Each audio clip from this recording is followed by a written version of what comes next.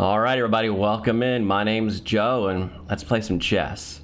So let's go ahead and lead off with our knight to f3. So we're in the Reti opening. Let's see how our opponent plays it. So this is a very traditional Reti opening.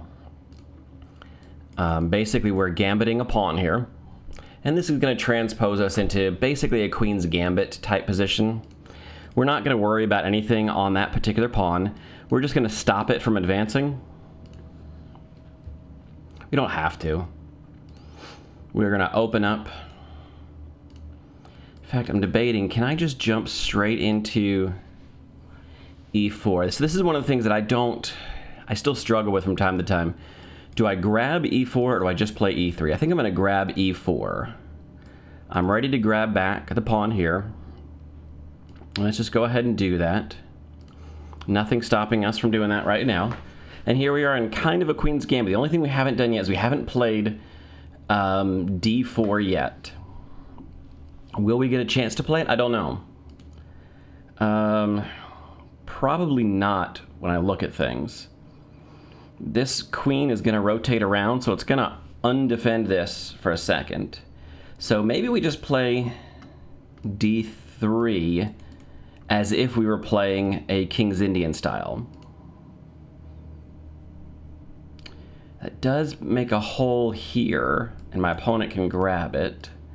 So let's look at what my opponent has. 1, 2 defenders.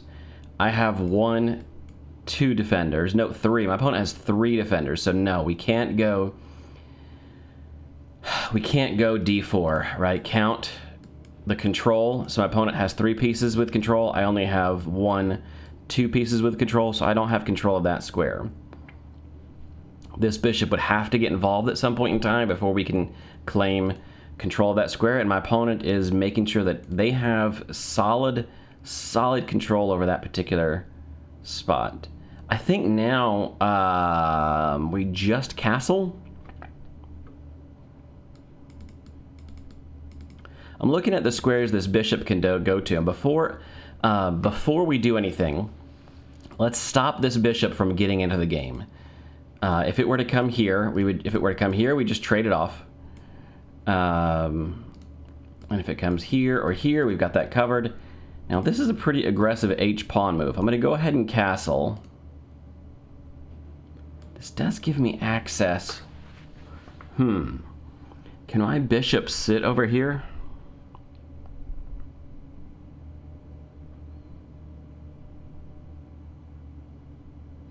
So my opponent wants me to open up this outside file, and I'm just not going to do it.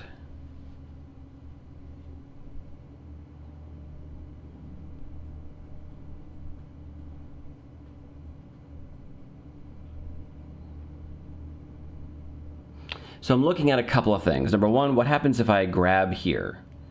That comes with check, forcing my opponent to grab back, and then I can stick a knight here with check. But then there's really no follow-up, because this is defended sufficiently. So there's really nothing to be gained from that attack. I'm not going to open this up, so I'm just going to let my opponent sit on that. The next question is, do I rotate my knight, my bishop up anyway?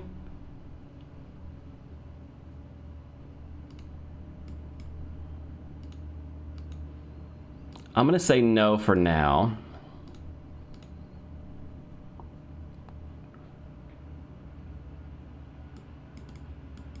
There's enough control on this square that I'm okay.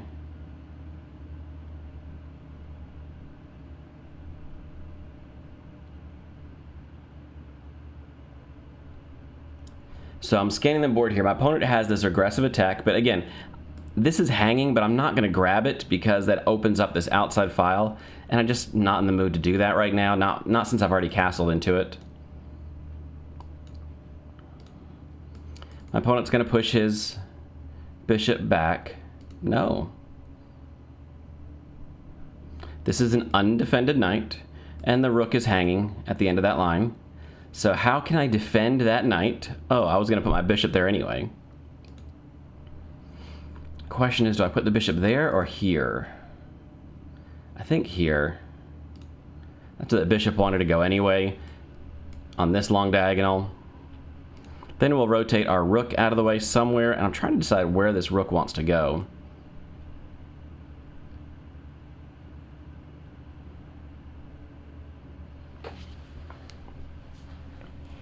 Now we're going back to, do we have anything with this particular maneuver? And the answer is still no. Grab king up here. No, still no. So let's just stick the bishop here. It's an undefended piece. My opponent's probably going to do the exact same thing and defend this way. Yep. And now let's move our, let's see, how do we want to move this rook?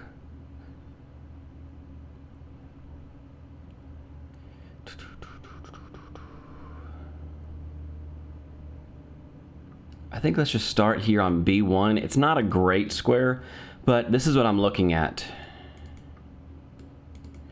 I want the knight to be able to get involved in the game somehow, and to do that means I have to defend this bishop.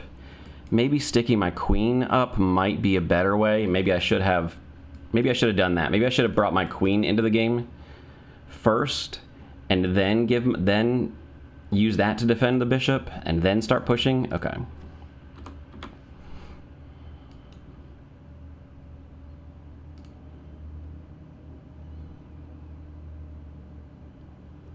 Yep, that's fine. I am fine with all of that.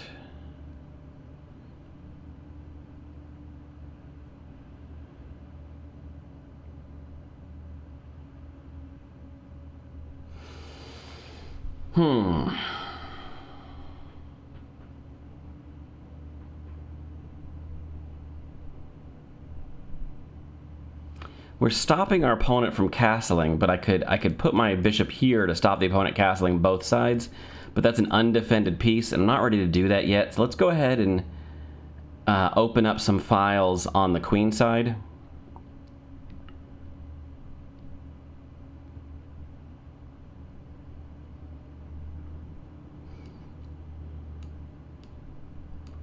So now I have a double attack here. My opponent's going to have to defend.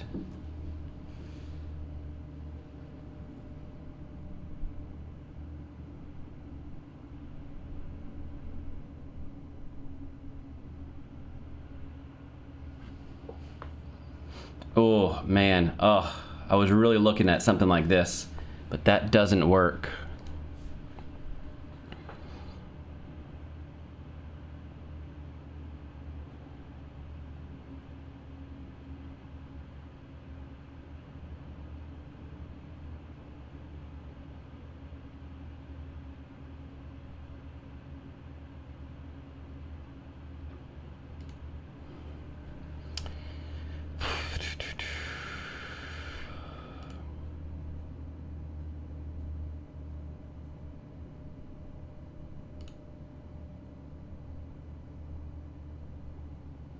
All right, so let's really study this. Is there anything that we can see? So pushing here just opens up. Let's continue this. I'm assuming I'm going to grab back with the queen, which then puts pressure on the bishop.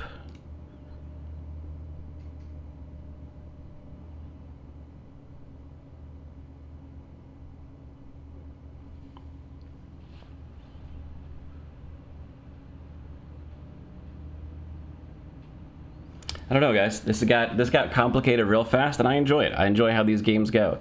So I've always kind of found these games to be fun. They get your heart just pumping.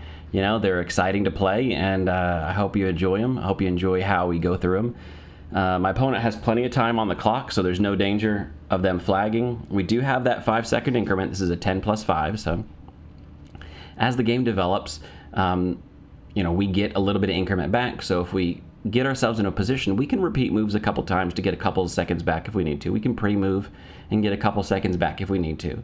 But realistically, the extra 5 seconds for each move gives us a chance to really make sure that we know what we're doing.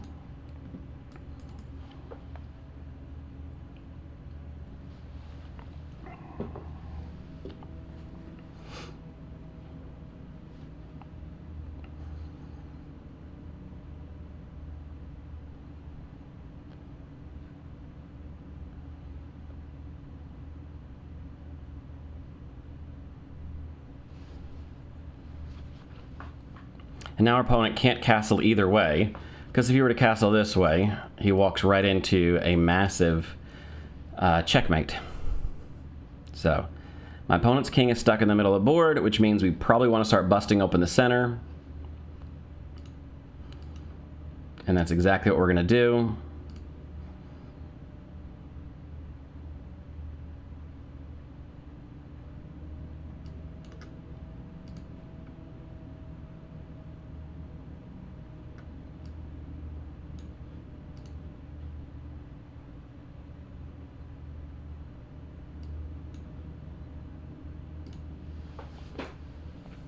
All right, and so now the goal is to bring our other rook to bear.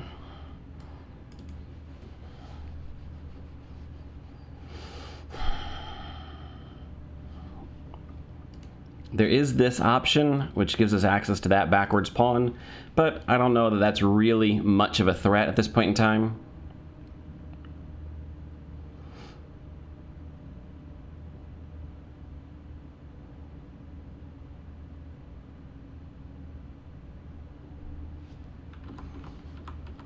We do have a double attack here that my opponent has handled, but let's see here. We do have a move. Let me just think this through for a second. Check, oops, check, capture, check.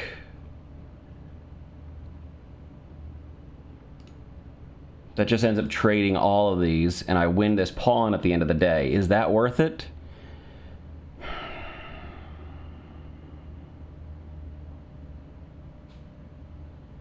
That's a tough one. So let's see if we can walk this through. Check. Has to capture back, otherwise drops a whole rook. And then check. Can't capture, has to move. Probably has to move to defend, grabs, and then the king picks up. So I'd sacrifice these two and pick up these three. We go up a pawn.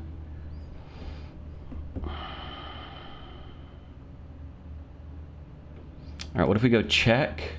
King has to move here.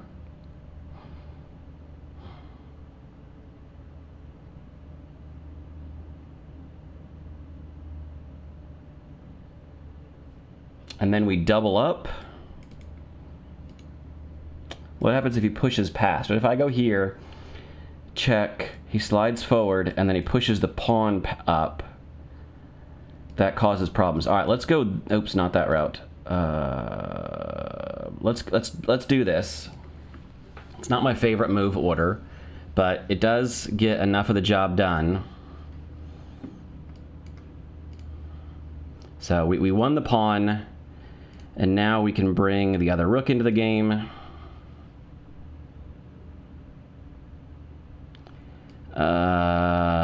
This gives us access to this pawn. It's not trapped because I can always swing the knight around.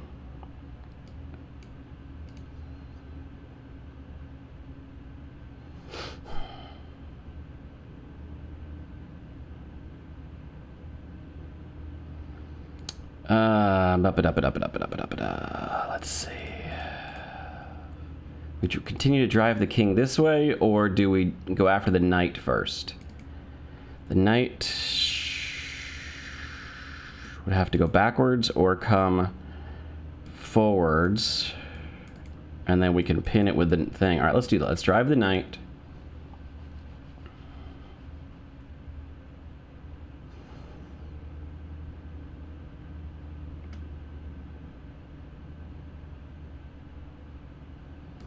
Where does this guy want to go? Here, here. Ah, attacking that pawn. No. We don't have access to here anymore. All right, let's defend here first.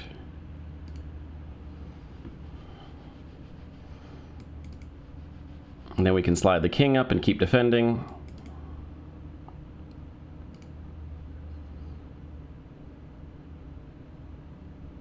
So we're up 2 pawns, which is not a lot, all things considered.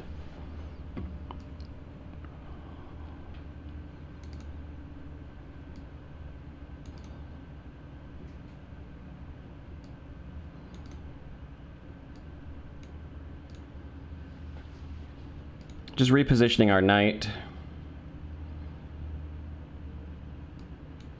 And once again, this gives us access to this.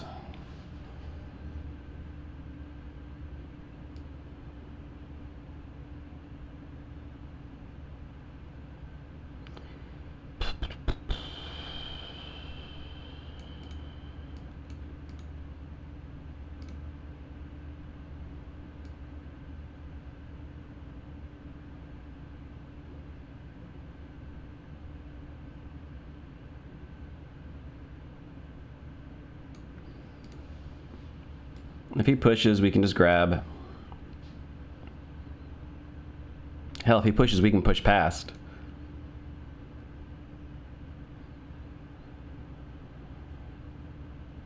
We're only up 2 pawns, but we do want to make sure that we don't get forked in the process, right? That's the danger zone, is getting forked in the process.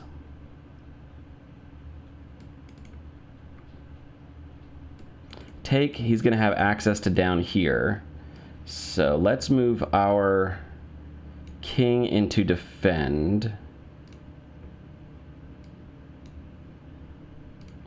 If he goes here, then we can slide this way.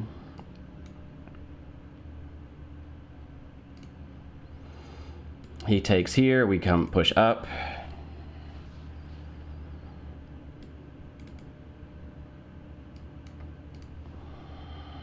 If he goes here, we take the rook.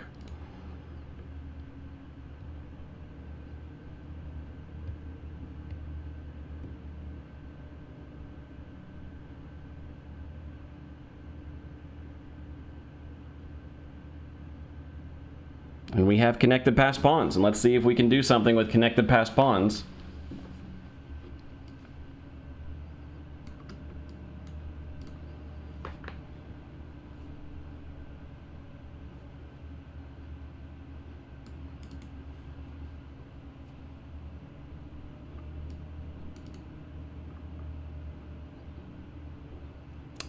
Alrighty, let me think here for a second. Is there anything that we can do? This is check, drive the king away.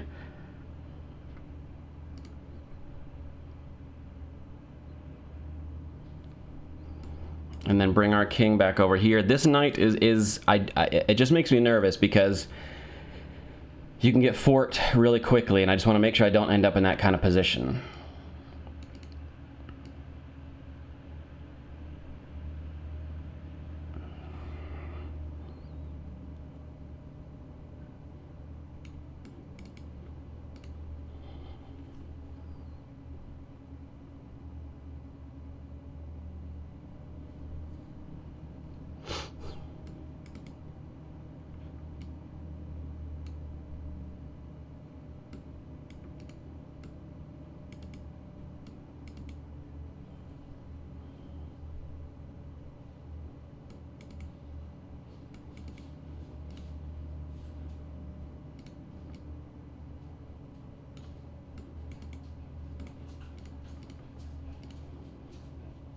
Oops, what happened?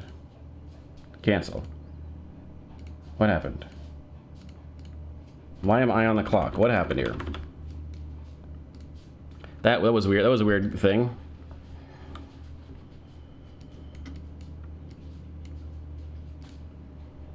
Ah, I drop a rook. Damn, I missed that. Good on my opponent for spotting.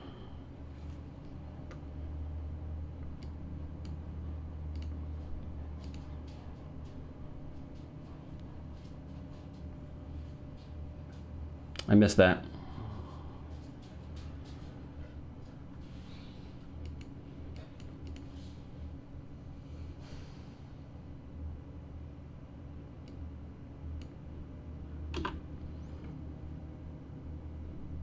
King's gonna move here.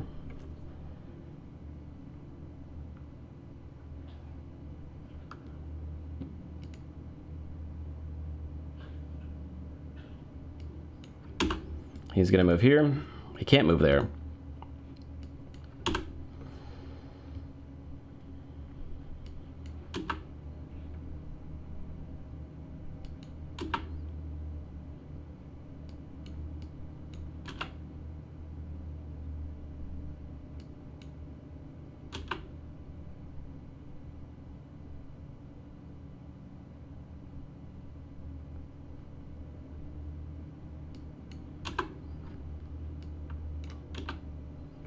And that's a draw.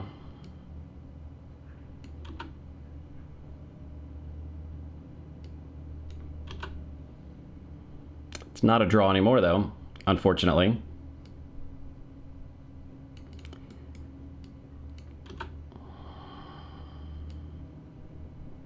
Ah, it is, because I can't get there right. It's a draw.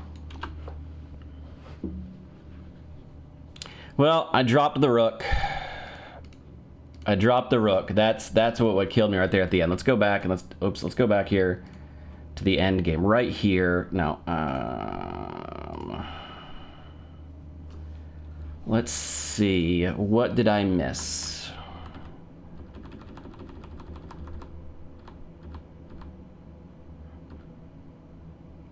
Yeah, right here.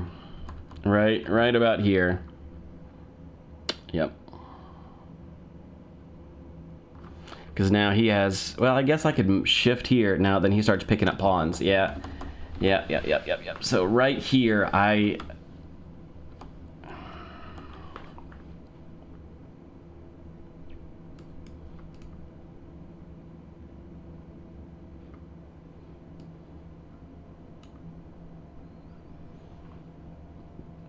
Yeah, there's really no good solution here.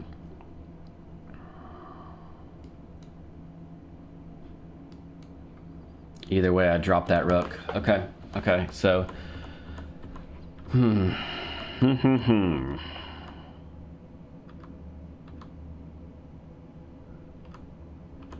Yeah, I think this is the alignment issue that I had to be aware of. And I just never recognized that alignment issue, and I should have, so...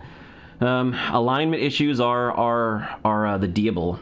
Yeah, so if I had slid over here with check, force the king in somewhere, and then he's not really threatening anything. Yeah, and at that point in time I could start pushing.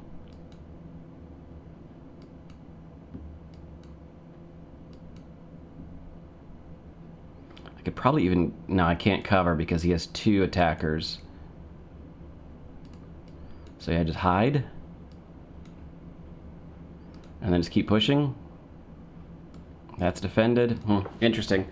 Yep. So I screwed up the end game, but that's all right. We played really well. This right up to this point, right to here, we were in a winning end game. All right, so let's go back to the very beginning and take a look at how this game progressed. Started off with the Réti opening. In fact, we went to a true Réti opening. The actual, open that up, there you go. The actual Réti opening this time. Whenever your opponent plays d5, you can respond with d4 and gambit that pawn. In this case, my opponent took. And if we look at what are we supposed to do, yeah, e3 seems to be the best option as opposed to e4 that I played. They're about the same. I blocked off the pawn first, but I guess you don't have to, because if your opponent pushes down, then you can just take... You know, with any of your pawns if you want to. Take with your pawn. So I guess you don't really have to lock that in. But this is just very typical Queen's Gambit style that I like to play. And then, yeah, from this position, e4, e3, e3, e4, yeah. So I went the e4 route. How does your opponent take advantage of that? Oh, by getting the bishop developed? Not certain. And then, yeah, we just develop like normal.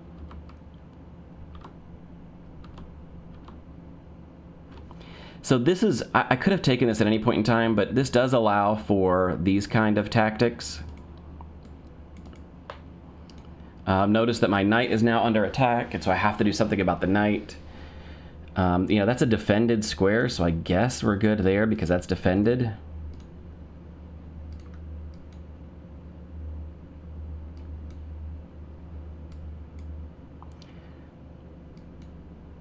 And that, okay, yeah, interesting. I would never have seen that line. But yeah, this is what I was most worried about. Allowing this opening. I probably would have done something dumb like that, and yeah. Boom. Now you're dead to rights. There's nothing you can do to stop it. Every move you make is just to prolong the game a little bit. Capture, and then there's no follow-up. Yeah. But in this case, you do have the defended knight. And because of this bishop, we always have that. Okay, that's an interesting line to kind of remember. The subtleties of these positions are pretty tight at times, and we do need to kind of keep an eye on some of the things. Because realistically, if I had just followed this thought process one more, I would have seen that, you know what? There is no follow-up, because I've got that covered. But then I was like, oh no, my knight's under attack, I have to move it. And then being able to see one more move that this is defended, that was the challenge that I probably would not have been able to make. Oh right, my opponent can't go there.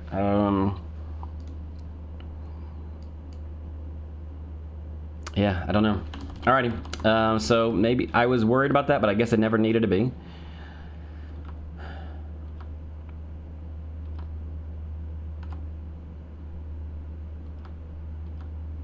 Keeping this knight here is important. But now you notice the engine does not want us to capture, because now capturing can be a bad thing, because this is no longer a defended square. Interesting. But yeah, white had an advantage this whole game, surprisingly, even though my opponent was the one that was attacking.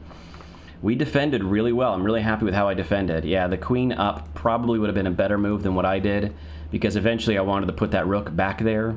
That would have been nice to have when that file opened up. But I didn't want to drop the bishop in the process. So yeah, as soon as I made the move, I realized I should have done something else, something like this to keep, you know, pressure up here maybe. This c2 is usually played to help support the e4 pawn, but we do have the d3 pawn still there. So probably just parked the queen there, and then this becomes a possibility. You know, pushing the pawn and then fighting for control of this outside. And then this ends up becoming a possibility. But that's not how the game went. The game went like this. My opponent traded off. We did pop open the outside file. Like I said, it would have been nice to have this rook already here, so that as this opened up, right, like if my rook had been here the whole time, and then when I grab, there's already a rook covering this, at which point in time my opponent would have had to either, well, it's defend. No, it's not defend. He'd have to defend this bishop this way, and then I have this ready to go.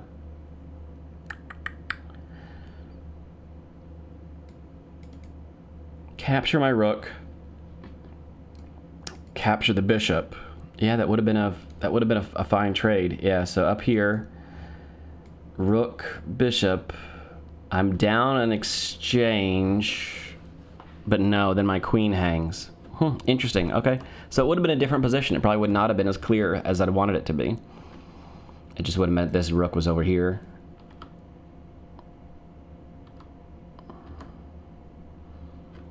And from this point, the engine wants me to move my queen out of the way in order to open up the rook.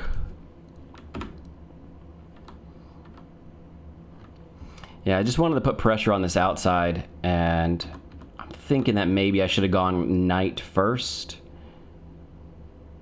because then capture, then capture.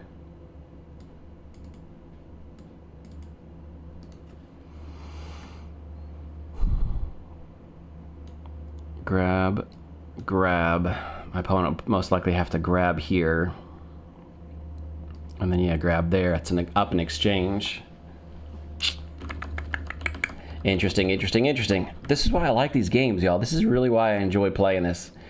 So we got ourselves into a fantastic winning position, though, didn't we? We really did. And then we just couldn't quite spot. This is again where I think I struggle the most, right here at this point in time. I don't know what to call this, right? This is like the turn, right? So we're in a mid game, we're getting ready to shift to an end game. And it's that transition from mid game to end game, taking these little advantages we built up, in this case, a big advantage we built up, and then turning it into an overwhelming end game, right? And I think that's where I am looking forward to finding some better options.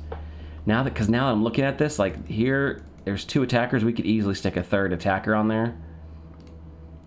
We would just have to get this bishop out of the way temporarily. That might even be an option, but the engine says no. The engine says just get the queen out of the way. We still have 2 attackers here. My opponent still has 2 defenders. But if, let's say I grab, let's say my opponent does something else. I'm just making a dumb move. We grab... Opponent grabs? No, that's not what I was looking at. I was looking at this. Grab. If they grab with the bishop, check. Either he moves the queen. Oh, but that attacks the rook. No, yeah, either he gives up the queen, or he moves the king, and then we've still got access to this rook and this rook. But the engine says no. The engine says this is a better line. So let's look at it real quick and see why might this be a better line. That drops a whole rook, though. What's the threat here? What's the danger level? Danger level is if they make a dumb move, we grab the rook, he grabs the rook back, we grab the bishop. It's a fork. That's why. It's a fork at the end of that line. The queen is pinned. The queen is pinned. That's the danger zone that I never got around to seeing. Eliminate this bishop and you can pin the queen. Oh, okay, okay. So there it is. And that's what the whole purpose of this queen move is, so that you can open up this rook to remove the defender of the knight so that you can pin the queen. And this is why I study some of these engine lines. Even though I don't quite understand them at the time, I try to take the time to go back and look and see what's the purpose, right? What's the goal? What's the option? And I didn't see that over at the time. Didn't even occur to me. And yeah, wow, our advantage just flat out. Why didn't I take here? Why did I trade the queens off?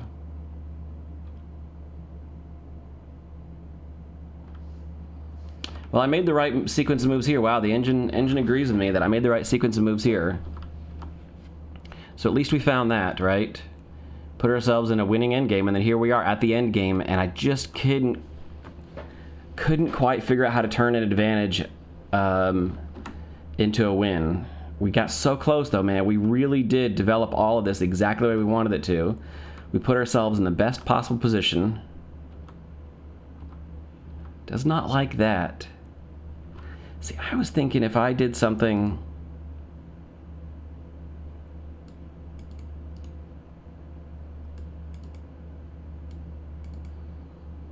Yeah, I was thinking if I brought the rook here... Oh, but they have to deal with the check first. And then if I were to do something, he's got this, which here and... I guess there's nothing. I don't know what I was afraid of. What was I afraid of? I'm gonna have to go back and watch this video and see what I was talking about. What was I afraid of?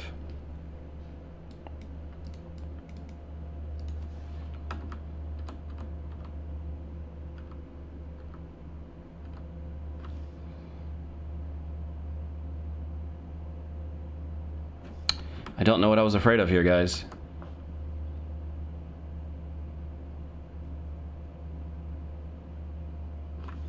This is undefended. And that's probably why the engine hates that move so much. And then, wow, this move right here is where it really went south. That's interesting. Anything else would have been good.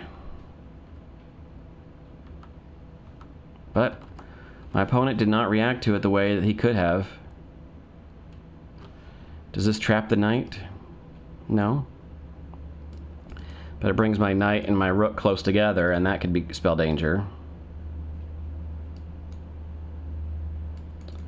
Interesting.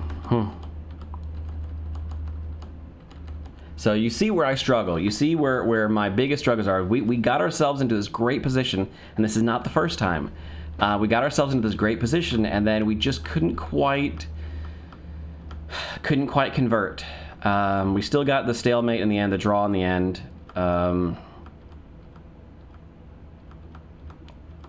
Let's just go through here. Yeah, this dropping the rook sucked. We still had an advantage. Wow. Yeah, I should have just kept pushing. Damn, damn, damn, damn, I had this.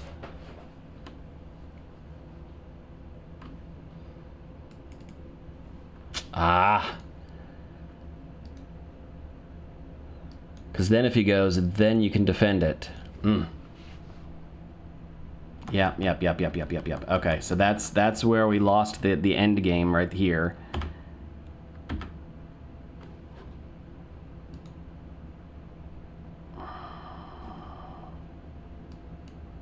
Oops.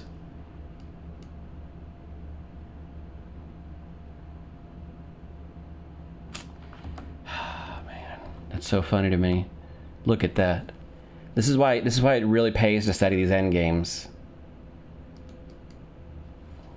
And then push. And then you don't care about dropping the knight because then you've got the queen. So close, guys, so close.